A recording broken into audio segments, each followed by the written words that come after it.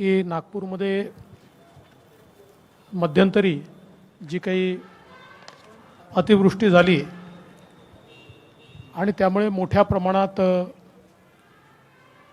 पूर आला आणि लोकांचं भरपूर नुकसान झालं। जवळपास 22 सप्टेंबरला आलेला हा जो काही पाऊस होता तो 4 तासामध्ये 112 मिलीमीटरचा पाऊस होता। म्हणजे एक प्रकारे ढगफुटी सदृश हा पाऊस या ठिकाणी झाला आणि त्यामध्ये नाग नदी, पिवळी नदी, पोहरा नदी याच्या भिंती देखील त्या ठिकाणी पूर्णपणे तुटल्या आणि जवळपास सगळ्या त्याच्या आजूबाजूच्या परिसरामध्ये पाणी शिरलं। त्यात जी काही तातडीची मदत करता येईल ती तर प्रशासनाने त्या ठिकाणी केली, परंतु त्यानंतर या संदर्भात पुढे अशा प्रकारची परिस्थिती येऊ नये म्हणून काही निर्णय घेणं गरजेचं होतं। स्वतः माननीय गडकरी साहेबांनी या संदर्भात वेगवेगळ्या बैठका घेतल्या। मी देखील काही बैठकांना उपस्थित होतो आणि याचा एक कॉम्प्रिहेन्सिव्ह प्लॅन की जेणेकरून उद्या अशा प्रकारची अतिवृष्टी झाली तर पाणी शिरणार नाही, या संदर्भात काही उपाययोजना या ठिकाणी ठरल्या।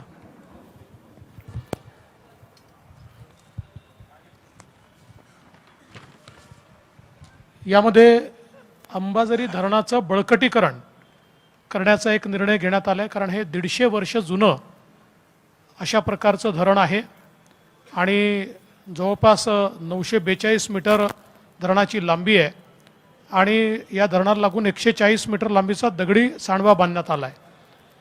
तर याच्यामध्ये आता ज्या काही जीर्ण भिंती आहेत त्याला कॉन्क्रीटचं जॅकेटिंग करण्याचा निर्णय घेण्यात आला आहे। खालच्या बाजूला RCC रिटेनिंग वॉल ही तयार करण्यात येणार आहे आणि त्याच्या सुरक्षिततेच्या दृष्टीने जवळपास 21 कोटी रुपयाच्या प्रस्तावाला पाटबंधारे विभागाच्या माध्यमातून हे काम केलं जाणार आहे। त्याला पाटबंधारे विभागाने मान्यता दिली आहे आणि पाटबंधारे विभागच हे काम करेल। त्यासोबत जे काही माती धरण आहे त्याचं क्रॉस सेक्शन दुरुस्ती आणि दगडी पिचिंगची कामं करण्यात येणार आहे। त्यात जो काही धरणाच्या खालील बाजूला एक ड्रेन तयार करण्यात येणार आहे आणि जवळपास 11 कोटी रुपये याकरता खर्च करण्यात येणार असून धरणाच्या पातळीपासनं 100 मीटरपर्यंत कोणताही अडथळा निर्माण होणार नाही आणि प्रवाह सुरळीत चालेल अशा दृष्टीनं पाण्याचा जो विसर्ग आहे याचं पूर्ण हायड्रॉलिक कॅल्क्युलेशन करण्यात आलेलं आहे आणि त्या कॅल्क्युलेशनच्या अनुसार हे काम केलं जाणार आहे। कारण आपल्याला कल्पना आहे, आपल्यापैकी सगळेच आपण स्पॉटवर जाऊन आला आहात, तर त्यात असं लक्षात आलं की काही भिंतींनी वगैरे जो प्रवाह आहे हा प्रवाह अडल्यामुळे देखील मोठ्या प्रमाणात तिथल्या कॉलनीजमध्ये हे पाणी शिरलं आणि म्हणून त्या दृष्टीने हा 100 मीटरपर्यंतचा पूर्ण प्रवाह सलग निघाला पाहिजे अशा प्रकारचा प्रयत्न या माध्यमातून केला जाणार आहे।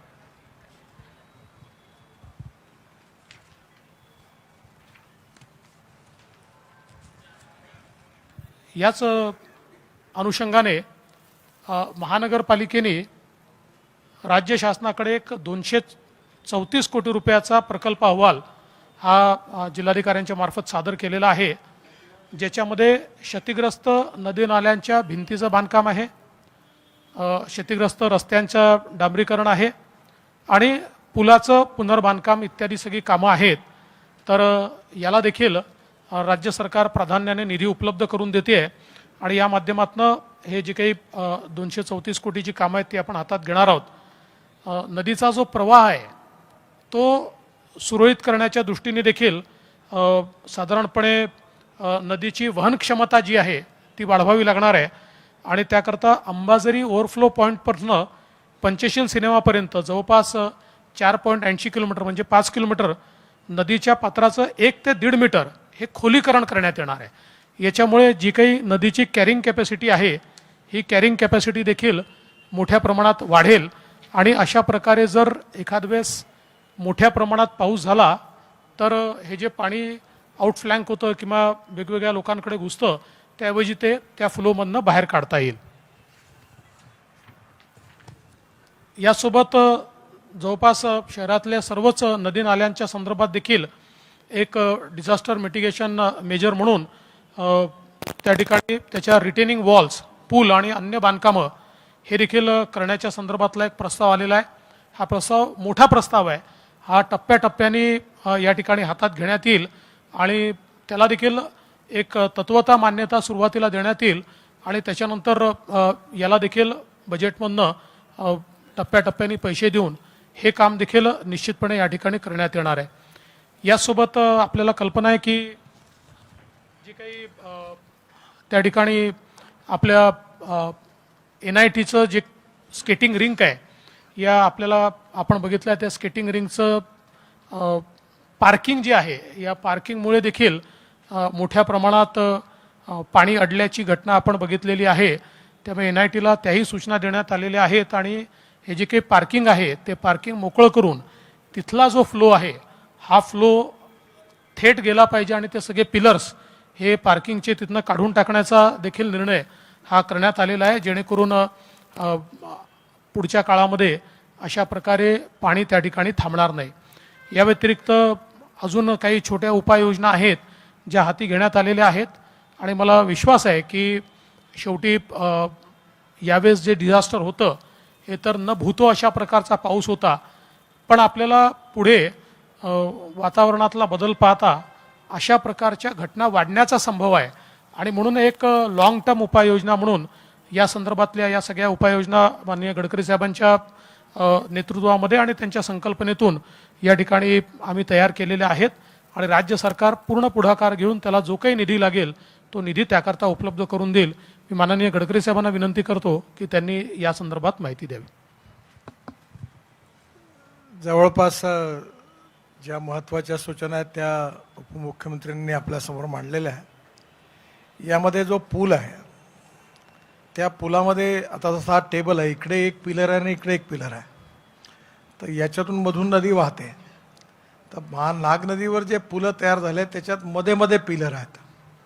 तर हा PWDचा पूल मोठा करून त्याची खालून फ्लो वाहता येईल, जेणेकरून या मधले पिलर आडवे येणार नाही अशा प्रकारे डिझाईन करून त्याचं बांधणी. आणि याच्या अनुषंगाने आता असे पुलं विशेषतः गांधीनगरकडे जाताना एक पूल आहे त्याच्यातही तो प्रॉब्लेम म्हणजे पाणी अडतं. हा पंचशीलपर्यंत जेवढे पूल आहेत ते सगळे दुरुस्त करण्यात येईल. दुसरा मुद्दा जे आपला अंबाझरीचं जिथून फ्लो होतो तिथे ॲटोमॅटिक गेट बसवणार आहे 4 करोड रुपयाचे आणि त्याच्यातून जेणेकरून आधीपासूनच जेव्हा पाऊस येईल त्यातला प्रवाह कंट्रोल करण्याचा प्रयत्न म्हणजे एकदम अचानक असं होणार नाही. त्यामुळे आपण ते गेट खाली जाऊन परिस्थिती बघून आपल्याला हळूहळू फ्लो सोडता येईल. त्यामुळे अचानक जे संकट आलं ते येणार त्याच्याबद्दल टेक्निकलरित्या याचा अभ्यास केला गेलेला आहे. अंबाझरी तलावाचं जे पाणी आहे ते CRF कॅम्पमध्ये जातं, SRP कॅम्पमध्ये जयतळ्याला. तर त्याच्यामध्ये MIDCनी हे पाणी काही वापरावं, काही आपल्या जयतळ्याच्या कॅम्पमध्ये कॅपॅसिटी वाढवून जर गृहविभागाची परवानगी मिळाली तर जयतळ्याच्या भागाला मोठ्या प्रमाणावर डेव्हलपमेंट होते आहे. तर अंबाझरीतलं पाणी त्या SRP कॅम्पमध्ये शुद्ध करून ते पाणी अजून काही भागामध्ये देता येईल वापरण्याकरता, त्याच्यावर एक चर्चा सुरू आहे. त्या काळामध्ये अंबाझरी तलावापासून एम्प्रेस मिलपर्यंत एक पाईपलाईन आली आहे, पण ती कोणालाच माहिती नाही आहे. सगळे सांगतात ती कशी आहे काय हेही माहिती नाही.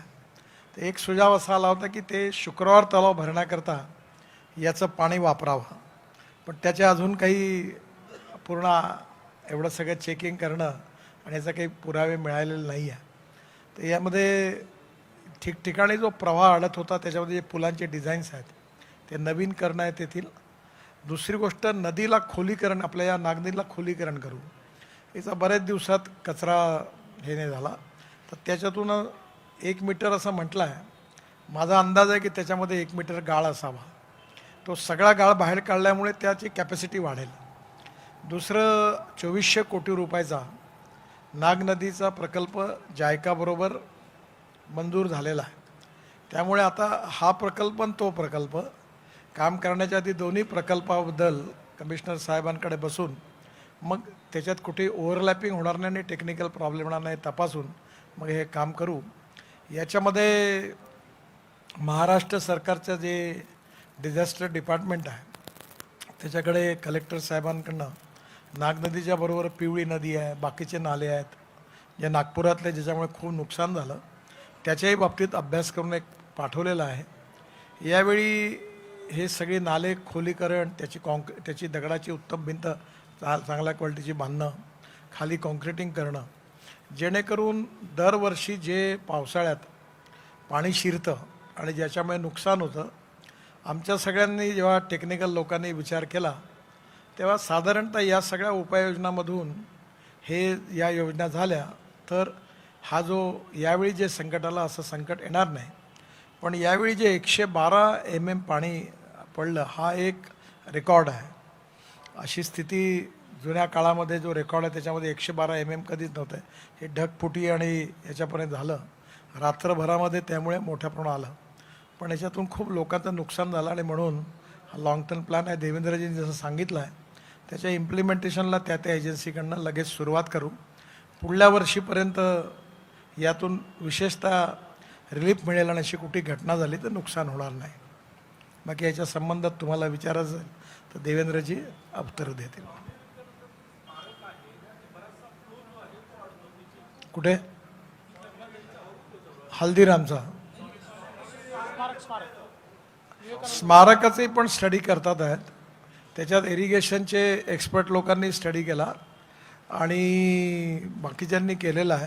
त्यांचं टेक्निकल ओपिनियन घेऊ, आवश्यकता असेल तर ते पहिले 100 मीटरचा फ्लो पूर्ण स्ट्रेट फ्लो करण्याचा आपला तो जो पूल आहे ना विवेकानंद स्मारकासमोर तो खाली गेला आहे आणि त्या पुलामध्ये असा पूल व्हायच्याऐवजी असे 1 2 3 4 कॉलम झाले आहेत, तर त्या पुलाचं हाईट वाढवली आणि तिकडनं केलं तर तो फ्लो जो आहे तो एकदम बाहेर गेलं जे पाणी, विशेषतः वर्मा लेआउट आणि या भागात जे पसरलं पाणी हल्दीरामच्या मागे, तर हा पूल जर मोठा असता तर तिथे पाणी चोकअप नसतं झालं।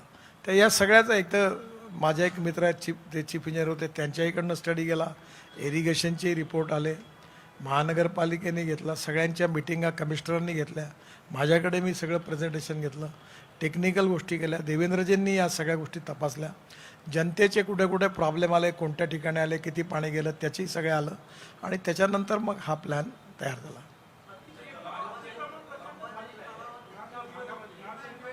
एक जण विचारा ना। तलावाच्या वर आणि तलावाच्या आतमध्ये, हो ते तलाव नाग नदीच्या आतमध्ये आणि नाग नदीच्या बाजूला जर अतिक्रमण असेल तर ते काढले जातील, कोणाचेही असो। त्याच्यात जर आता टेक्निकली जेव्हा रिपोर्ट तयार होईल, नाग नदीचा प्रवाह आणि त्याच्या बाजूच्या भिंती बांधताना जर कुठे अतिक्रमण आढळलं तर ते काढू।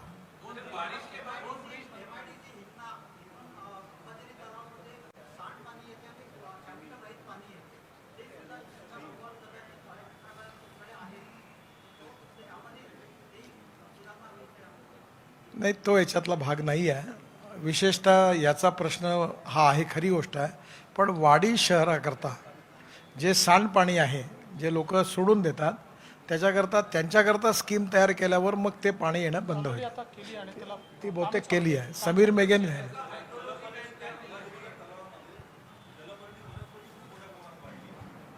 नाही, आता आपण जेव्हा हे सगळं काम करू त्यावेळेस त्याचा देखील विचार करणार आहोत। दुसरं नितीनजींनी एक सुचवलं आहे ज्याचा अभ्यास चाललेला आहे की साधारणपणे या तलावाची कॅपॅसिटी देखील थोडी कशी वाढवता येईल, कारण हा तलाव अशा प्रकारचा आहे की याचा सगळ्या पाण्याचा फ्लो हा, कारण हा शेवटी नाग नदीवर एक बांध आहे, त्यामुळे ते पाणी अडवलेलं आहे नाग नदीचं, त्यामुळे त्याची रचना अशी आहे की सगळं प्रेशर हे एका बाजूलाच राहतं त्याचं, तर त्याची मागच्या बाजूला काही कॅरिंग कॅपॅसिटी वाढवता येईल का याचा देखील प्रयत्न चालला आहे।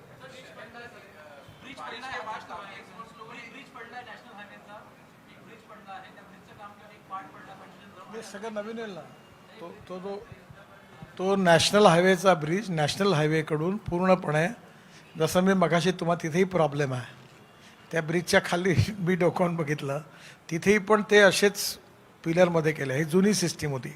आता काय झालं, एक एन्फोर्समेंट कॉन्क्रीट आला आहे नवीन मलेशियातून, त्याच्यामध्ये आपण 120 मीटरपर्यंत मध्ये पिलर करायची गरज, जसे मध्ये मध्ये पिलर येतात ना, तर हा जो वरचा बीम आहे हा स्टील फायबरमध्ये कास्ट करतात, तर मी त्यांना सूचना केल्या की आता स्टील फायबरने कास्ट केलेले सगळे पियर लावू, त्यामुळे मधले सगळे गायब होतील, त्यामुळे त्या पाण्याकरता जागाला जो गतिरोध आहे तो नाही होणार.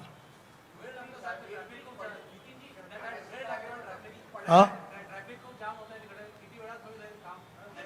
नॅशनल हायवेचं तर ऑलरेडी त्यांनी तयारी सुरू केली आहे.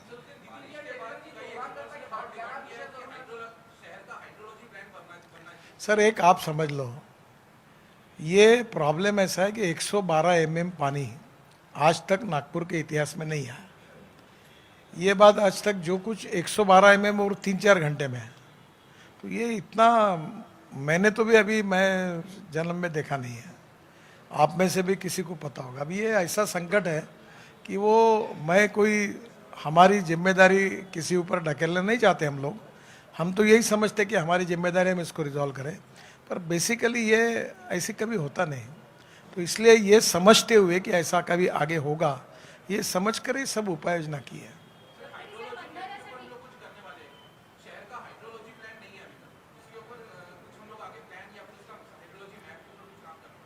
देखो, नागपुर शहर में वर्ल्ड बैंक अपना जायका के फंड से नाग नदी का प्रकल्प मंजूर हुआ है 2400 करोड़ का.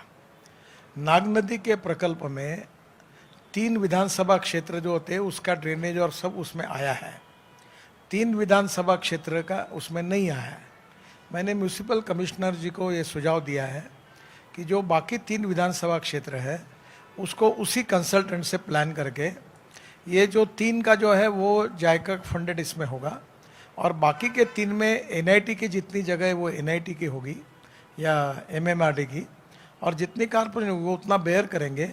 और नागपुर शहर का पूरा इंटीग्रेटेड ड्रेनेज का मैप हम तैयार करेंगे इंटरनेशनल कंसल्टेंट से, और उसके बाद लाइन डालेंगे. जब पानी की जो ड्रिंकिंग वाटर की पाइपलाइन है उसमें भी इसी प्रकार का प्लान किया है. अब बड़े प्रमाण पर ये जो पाइपलाइन है वो डालने का काम चालू है. पानी की टाकियाँ जो है वो भी बनाना चालू है ड्रिंकिंग वाटर के लिए. और दूसरी तरफ ड्रेनेज के प्लान में 3 कॉन्स्टिट्यूंसी का वो जो जायका के फंड में, और बाकी का कमिश्नर साहब उसी एजेंसी जो सिलेक्ट होगी उससे एक्सटेंशन में इसका भी प्लान तैयार करेंगे, और उसके आधार पर काम करके दोनों का नागपुर शहर का एक उत्तर उसमें मिलेगा. ये टेक्निकल सब्जेक्ट है, ग्रेडियंट कहाँ है क्या है. जैसे अभी आप ये छत्रपति पुल के बाद जो रेलवे पूरे ना जहाँ पानी आता है, तो उसमें काफ़ी चर्चाएं हुई, खूब टेक्निकल एक्सपर्ट गए. एक बात मैंने उनको सुझाई कि वहाँ भी 1 मीटर अगर वो नदी खोल हो जाएगी तो शायद पानी ऊपर नहीं आएगा, पानी का फ्लो बढ़ेगा. अब ये सबके ऊपर जब ये कंसल्टेंट जो तैयार करेंगे जो वर्ल्ड स्टैंडर्ड के हैं, अप्रूव्ड है, उनके तरफ से ये सब इकट्ठा होकर ही उसका प्लान होगा. और इसमें ये जो एक मिनट, नाग नदी का जो प्रपोजल तैयार हुआ है वो हाइड्रोलॉजिकल स्टडी करने के बाद ही हुआ है. तो उसका इंटीग्रल पार्ट ये हाइड्रोलॉजिकल स्टडी है जो नाग नदी का प्रोजेक्ट किया है. और अभी उसमें जब हम आगे बढ़ रहे हैं तो चूँकि जायका जो जापान की स्टेट ये है इंस्टीट्यूशन है, तो उनका ये अप्रोच ये होता है कि होलिस्टिक अप्रोच होना चाहिए. तो उस हिसाब से स्पेशलाइज कंसल्टेंट्स और जनरल कंसल्टेंट्स ऐसे दोनों को रख के उसका कंप्लीट, मतलब हम ये कह सकते हैं कि ये जो प्रोजेक्ट अभी ये हो रहा है ये कोई केवल कंस्ट्रक्शन का प्रोजेक्ट नहीं है. तो एक्चुअली एक रिवर को रिक्लेम करने का और उसकी पूरी हाइड्रोलॉजी और उसका जो पूरा फ्लो है उसको रिक्लेम करने का ये प्रोजेक्ट है.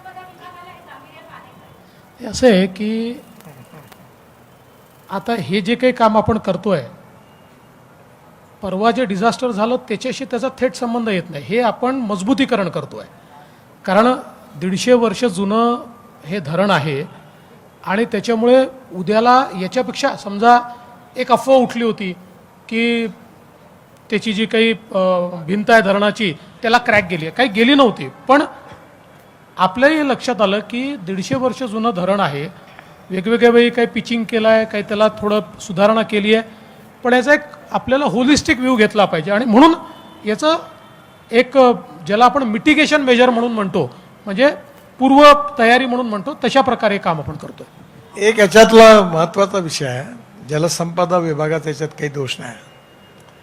पहिली गोष्ट, अंबाझरी तलावाचा मालक कोण, हा गेल्या मी 40 वर्षापासून राजकारणात आहे, तर याचा मालकच ठरला नाही. मेट्रोवाले बसले आहेत, त्यांना माहिती आहे तेलंगखेडी म्हणजे फुटाळा तलाव आणि अंबाझरी तलाव हे कोणाचं बाळ आहे याचा अजून आईवडिलाची निश्चिती झाली नव्हती.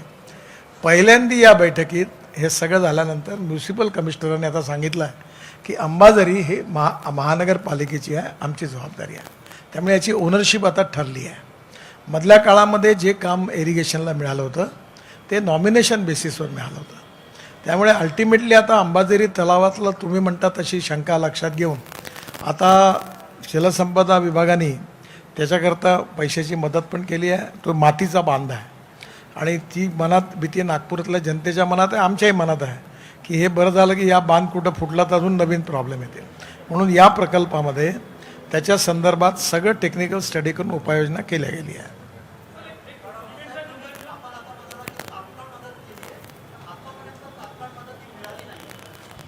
तपासून बघू, जर नसेल मिळाली तर नक्की देतील.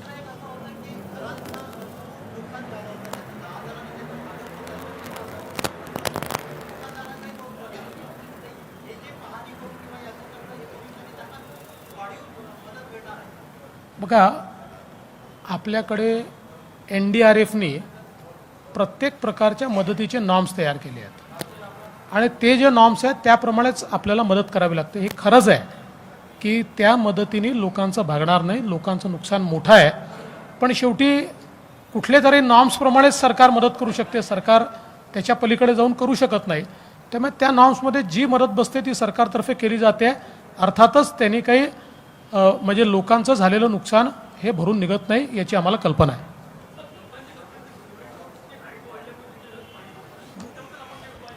अरे कोणी काही बोलते ते आम्ही उत्तर द्यायचे का? कोणी तर एकाने काढलं की सिमेंट कॉन्क्रीट रोड आला 112-14 mm पाणी का सिमेंट कॉन्क्रीट रोडने बोलवलं का भरतो, इधर आओ नीचे आओ. हे अशा फालतू गोष्टीची आम्ही दखल घेत नाही. टेक्निकल स्टडी केला, त्या धरणाची कॅपॅसिटी किती, पाण्याचा फ्लो किती, पाण्याचा फ्लो कुठे अडतो, त्या नदीवर अतिक्रमण कुठे झालं आहे, त्याच्या भिंती कुठे कोसळलेल्या आहेत, कोणाच्या घरात गेलं, ते सगळ्या प्रकारचा टेक्निकल अभ्यास केला.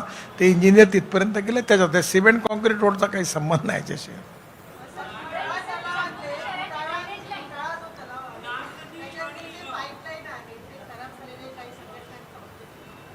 फुटाळा तलावातल्या पाईपलाईन नाही खराब झाला, नाही तो वेगळा विषय, त्याच्यावर वेगळी प्रेस कॉन्फरन्स घ्या, मी सांगेन समजा टेक्निकल. तुम्ही कधी विमानातून अंबाझरी तलाव बघितला आहे का? मी बघितला. मी तुम्हाला सांगतो काय आहे. अंबाझरी तलावाचा जेवढा एरिया आहे त्यापैकी फक्त 20 ते 25% क्षेत्रात पाणी आहे, 75% रिकामा आहे. तर त्यावेळी मी असं त्यांना सुचवलं होतं, म्हणजे तो काही मी टेक्निकल माणूस नाही, की आपण त्याचा मुरूम काढायचा आणि हे जे काय आहे हे पाण्याची स्टोरेज कॅपॅसिटी वाढवायची. ती जर वाढली तर मग पाणी हे ओव्हरफ्लोच होणार नाही आणि पाणी स्टोअर होईल आणि ते पाणी आपण दरवर्षी CRF कॅम्पला आणि जैताळ्याच्या भागातून जे नागपूर वापरण्याचं पाणी म्हणून द्यायचं. तर याच्यामध्ये कसं आहे, सुझाव द्यायला काही हे नाही, पण टेक्निकली ही जी भिंत आहे ज्याचा आत्ता देवेंद्रजींनी उल्लेख केला, त्या बाबतीमध्ये तो मातीचा बांध आणि तो मला वाटतं 140 वर्ष जुना आहे. त्याच्यामुळे पहिले या बांधाला मजबूत करणं, त्याची कॉन्क्रिटिंग करण्याची, त्याला गोट्याने पिचिंग करायची टेक्निकल सूचना आहे. ती झाल्यानंतर मग त्याची कॅपॅसिटी खरोखर किती आहे ती टेस्ट करून टेक्निकल रिपोर्ट आला तर मग त्याचा विचार करता येईल, नाही तर तोपर्यंत नाही करता येणार. आणि जसं नितीनजींनी सुचवलं आहे, खरं म्हणजे हिंगणा MIDC याचा एक नीट कन्झ्युमर होऊ शकते. त्यामुळे आम्ही MIDCला देखील मी आदेश देणार आहे की त्यांनी टेक्निकली तपासून बघावं आणि त्यांना पाण्याची आवश्यकता असतेच, त्याच्यामुळे हिंगणा MIDCने जर ते पाणी वापरणं सुरू केलं तर मला असं वाटतं की, कारण आता गेले अनेक वर्ष आपण पाहतोय की अंबाझरी तलावात पाणी राहतंच, म्हणजे ते काही असा सुकलेला तलाव अंबाझरी कधीच नसतो, तेव्हा त्याचा वापर काही करता आला तर ते MIDCला आपण निश्चितपणे सांगणार आहोत.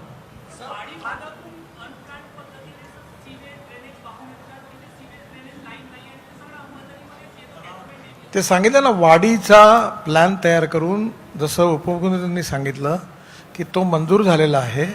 त्यात वाडी आणि तिकडल्या खेड्यातून ते पाणी हळूहळू सगळे येतं, कारण त्यांनी ड्रेनेज लाईन नाही आहे तिथे. तो प्लॅन झाल्यानंतर वाडीचा ETP बनेल, ते सगळं पाणी तिकडे अडेल आणि या तलावात येणं बंद होईल. दुसरं MIDCला सूचना दिल्या होत्या यामध्ये. काही लोकांनी तक्रार केली इंडस्ट्रीवाल्यांचं पाणी येतं म्हणून, तर त्याच्याही बाबतीत चौकशी करू, ते पण काढतो.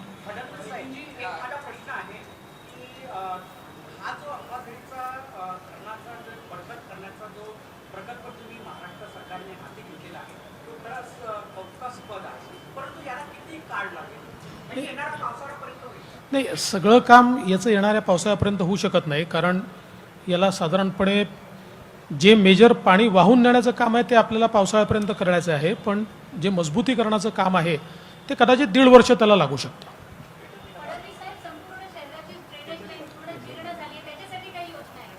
अहो, तुम्ही ऐकलं नाही का? मी सांगितलं ना तुम्हाला की जायकाच्या याच्यामध्ये 2400 कोटी रुपयाचा प्रोजेक्ट सँक्शन झाला.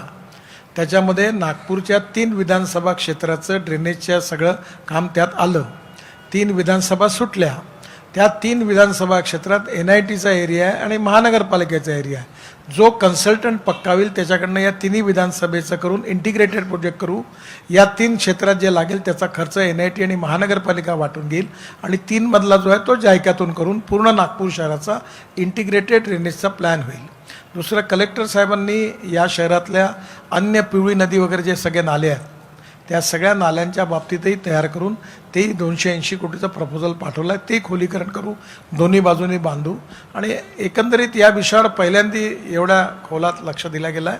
नक्की त्याच्यातून हा जो प्रॉब्लेम आता झाला, आजच्या याचा विषय हाच आहे की पुढल्या वर्षी कमीत कमी जेवढी कामं आज आपण करतो आहे त्यातून कुठलीही परिस्थिती आली तरी पाणी एकाच्याही घरात शिरणार नाही अंबाझरीचं. बाकीच्या ठिकाणी पण आपण काम करतो आहे, तो त्या दृष्टीनेच हा प्लॅन आहे. चला, ठीक आहे, धन्यवाद.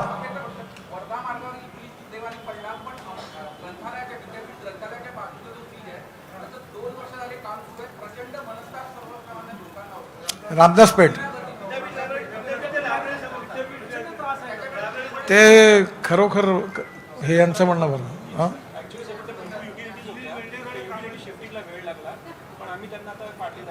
नाही आता ते युटिलिटीचा प्रॉब्लेम होता. मलाही पण खूप लोकांच्या तक्रारी आल्या. मी पण कमिशनर साहेबांकडे इन्क्वायरी करायला पत्र लिहिलं होतं, पण आता तो लवकर होईल. युटिलिटीचा प्रॉब्लेम सुटला आहे, तो पूर्ण होईल. चला, ठीक आहे. धन्यवाद, सगळ्यांचे आभार.